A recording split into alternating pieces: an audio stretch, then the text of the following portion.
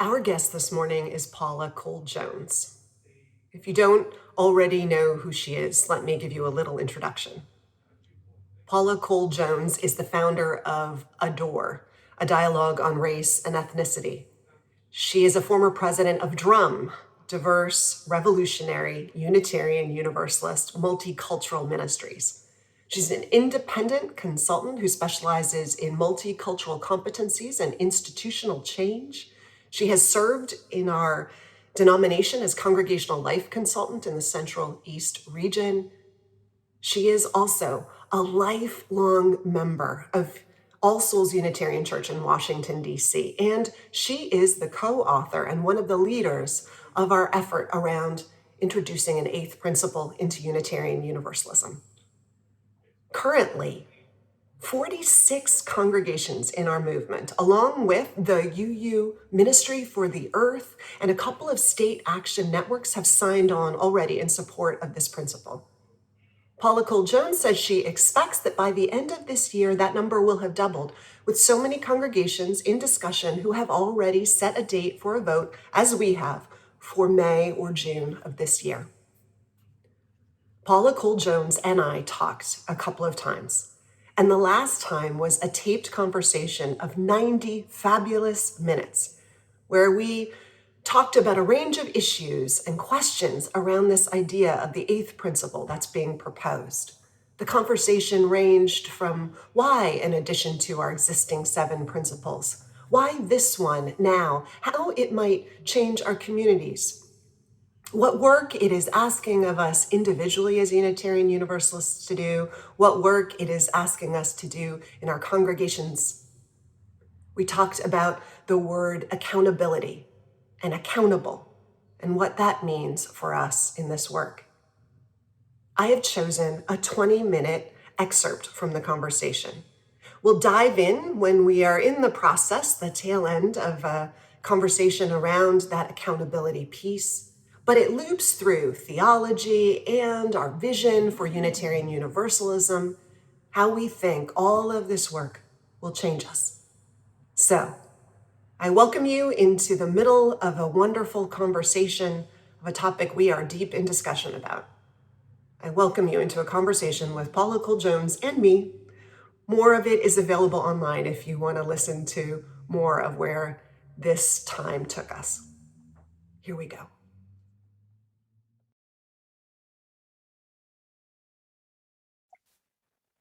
I guess the other piece I was thinking about around this idea of accountability and kind of, what will a post eighth principle, church look like, in part because of how we bring in accountability. And I've been thinking about the fact that one of the things I think that, probably all Unitarian Universalists need to do to some degree is, but certainly our white Unitarian Universalists, and this is something that Robin DiAngelo talks about in White Fragility, and is to get back to our earlier point about sort of we did our justice in the world, but we didn't always think about how it had to happen accountably among us. Is I think we're going to have to let go of the notion of ourselves as the good people. I can see where that becomes a barrier to our ability to see ourselves clearly, that there is this sense like we are the progressive. Therefore, we might have to learn what more and more progressive work looks like in the world and educate ourselves about the issues in the world. But that can be this barrier to seeing the ways in which we participate individually, or we have accepted and embody in our worldview or in the ways we act in the world, cultural paradigms that are harmful. Does that make sense? Well, as I listen to you, I along with the eighth principle, I propose that we make an identity shift in our congregations from seeing church as a family to seeing church as a community of communities. Because I think that learning to respect and nurture the communities within the church and exterior to the church. That's where we will practice beloved community. Church as a family is it's a limitation to who we really are and to our ability to do inclusion unknowingly. I think it limits our ability to do inclusion. And this is a conversation that requires a lot more work. But in a community of communities which already exists, we learn how to be a part of a community, part of a collective in a different way, where our individual selves and needs and preferences are not more important than this work that we are talking about, that we see ourselves as a part of it. And in fact, I'm going to say something that's quite challenging. The Unitarian Universalist principles are universal to the extent that they help us to see ourselves as part of the multicultural community. If our principles don't help us to see ourselves as part of this multicultural world, then they have little relevance in the multicultural context. How does that happen? We have to make that happen. That's the leap that we have to take. And the eighth principle then is a bridge for us to help us to see ourselves as part of this beautiful mosaic or complex human, existence of communities. And certainly we see ourselves there, but that's not the practice. And it's a dominant culture, multicultural shift. Yeah, because in the FODS lecture that you did, which is great, and I encourage anyone who hasn't already watched it to watch it, you talk about going from this notion of family, this metaphor, and metaphors are powerful, right? We in Very religious powerful. life traffic in metaphors, so we know that.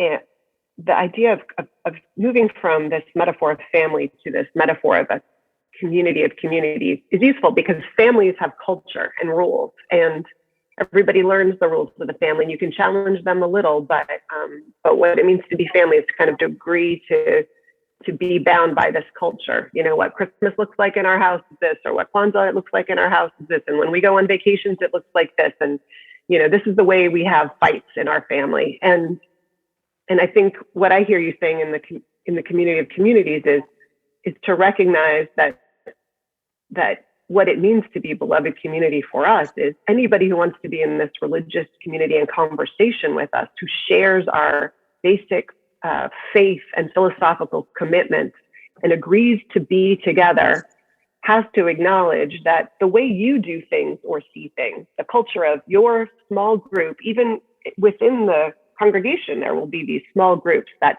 see the world similarly and probably often gravitate to be together, but to always be aware of the fact that your small group may do things in a way that is not the way that everybody has to do it in order to be welcome, right? That you're constantly asking, how have I centered my way of being? And it isn't that everybody else who does it differently is wrong, it's that they do it differently. And so how do we break open our paradigm, which for me feels like it will have many different forms. And one of those big forms, that's going to be the big one for our communities, many of our communities to break, is to realize how often the family norm is whiteness, and how often we center whiteness, and to see whiteness as a family. And there are many families, right? Or a community that has this is norm. how we do things, right? Yeah. Right. And I think when, as someone who's white, growing up in a world that is white-centered, it doesn't occur to you ever that it's white-centered. I mean, unless you have some experience that takes you out of your context.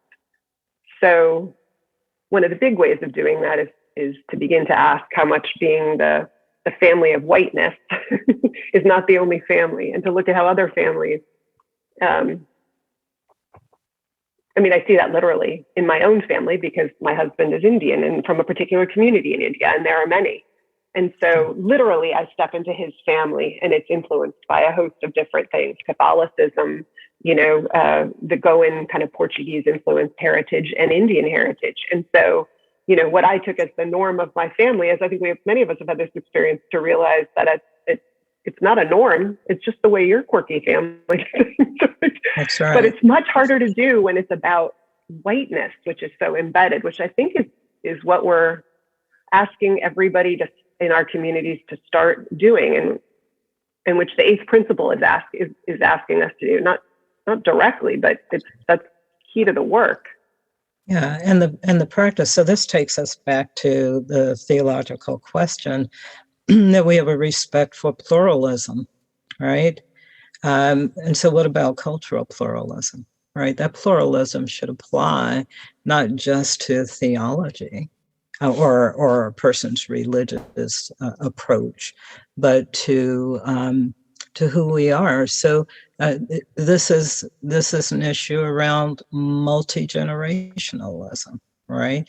There's a dominant culture in the church around age, and we act that out. And so for churches can pay attention to what their age demographic is.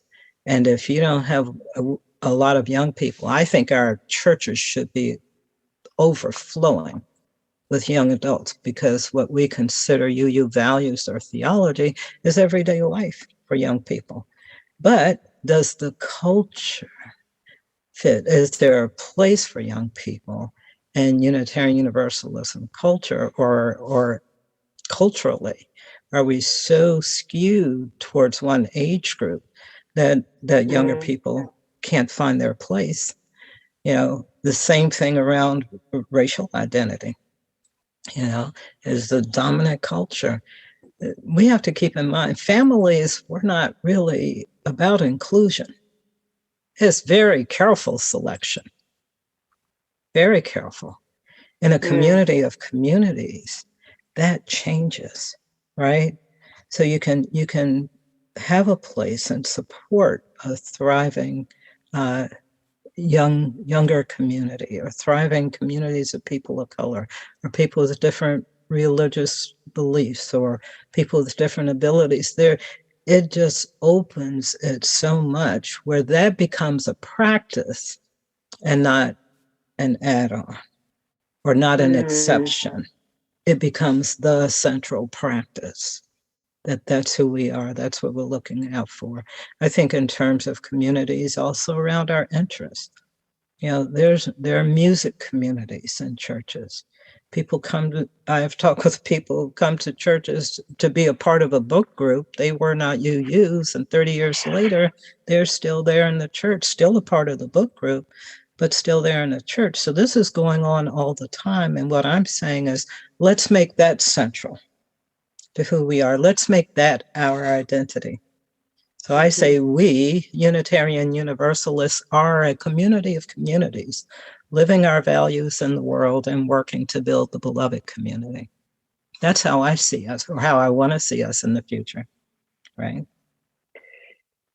So in that community of communities, what binds us together with all the differences that we would be making room for as part of our practice. I think of in sports, you talk about keeping bent knees a lot of times in basketball and volleyball, because you never know what direction you're going to have to move. And it feels to me like it becomes a culture about living with bent knees, like able to be fluid and move in many different directions. And, not this idea of staking your place in the, putting your stake in the ground as another opposite metaphor, but in a place where there's so many different communities that you make space for. What I heard you say is what then unifies us, what weaves through us and holds us together, because that's often a concern with Unitarian Universalism, is what holds us together are our fundamental values and our shared pursuit of the work of being in beloved and always making and remaking the world into beloved community.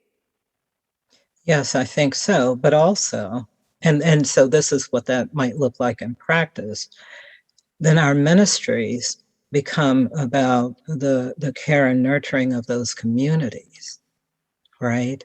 And the well-being between the communities. If we can create that, the communities will look out for the well-being of the people who are part of it. And these communities are permeable. It's not like they're stagnant. We're not talking about building silos or cliques or anything like that. We're talking about having places that hold people, right? Where you can be a part of a group, and really find that deep sense of connection to Unitarian Universalism and to the people in the community and the wider community.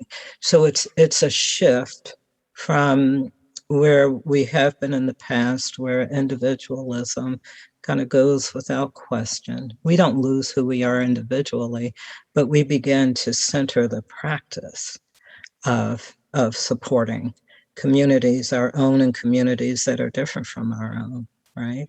Or may have different expressions, right, from our own. It's a very different practice, and if we do this, I think growth is inevitable.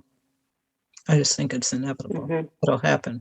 Our churches will be healthier systems. There'll be so many more ways for people to come in and to find a connection. But then we also will have a different relationship with the world around us. Yeah. It reminds me of, right. And I think for folks who are white, who are used to the culture being defined by them,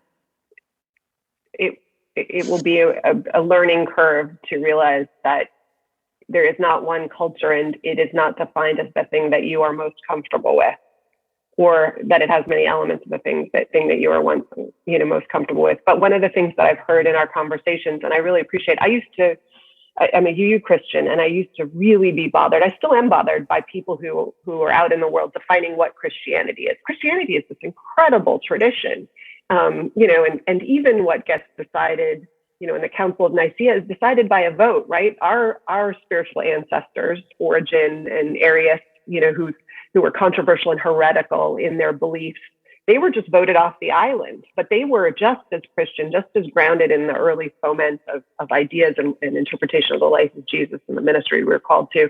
And so when people say this is what it means to be Christian, and if you don't believe that, you're not Christian, I always hate that. I think, well, who gave you the trademark? Show me the papers that God or Jesus gave you with the trademark of what it means to be Christian. Nobody gets that. We all own this tradition and get to interpret it. And what I'm hearing also in this conversation around the eighth principle is nobody has a trademark on what Unitarian Universalism is or what it looks like, right? All of the people who come to us drawn by Unitarian Universalist values and goals as a community, for beloved community, which, I agree is ultimately what we're all aiming for. They all own this tradition. We all own this tradition together. So it's like to unhook people who felt like they've had an unfair sense of ownership on the tradition because it was white centric, to begin to realize, no, you've got to unhook. That was a false sense of ownership. That was a false trademark. That didn't actually have any appropriate stamp of official approval. That was just an assumption you made. And so you're not losing anything except something that you never deserved to have. Yeah. Right. We're creating more space.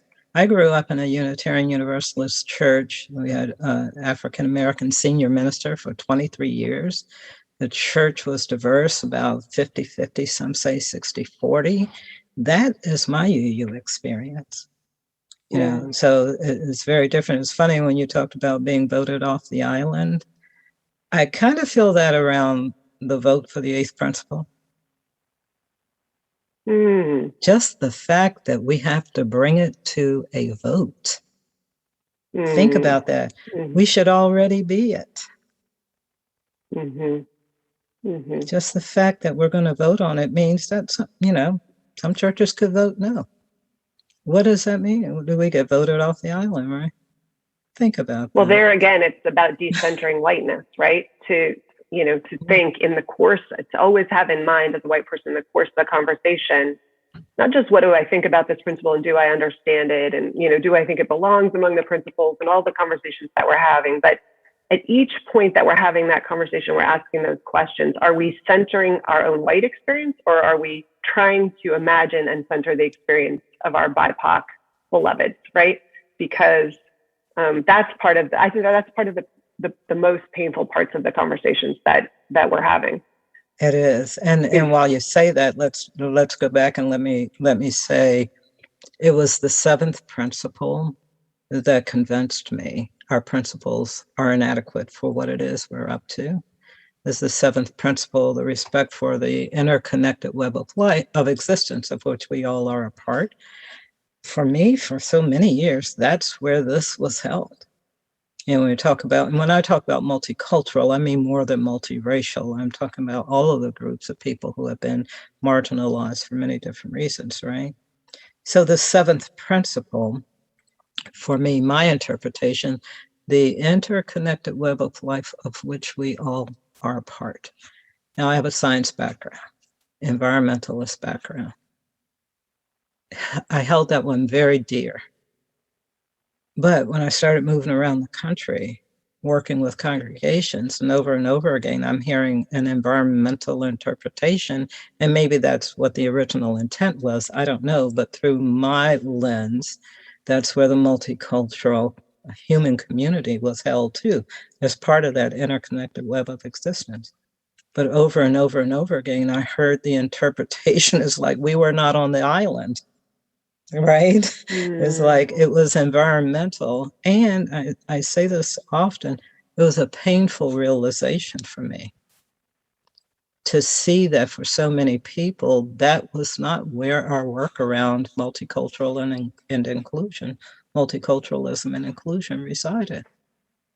And so it's like it was very clear to me that our principles cannot do the job that we say we want to do, because we were not explicit, because we can assume that we get it, that we're doing it. It is implied in each of the principles, but it gets interpreted through us individually. Mm-hmm. And so it just, you get what I'm saying?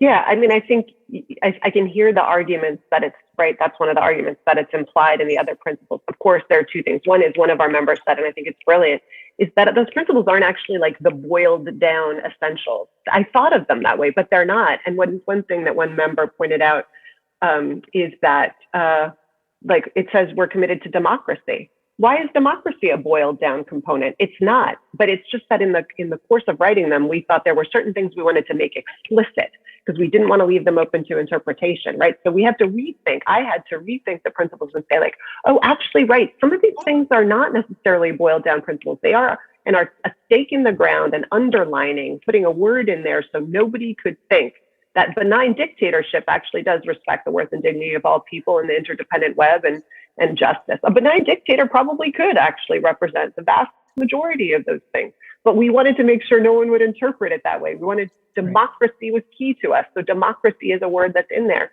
The principles, they are an amalgam of things that periodically we decide actually something else needs to be explicit. I thought it was in there, but not everybody thinks it's in there, and it's so important that we're going to put it in there. Right. And de facto, the work of racial equity and dismantling white supremacy de facto is not happening, is what I'm hearing and what I think is true.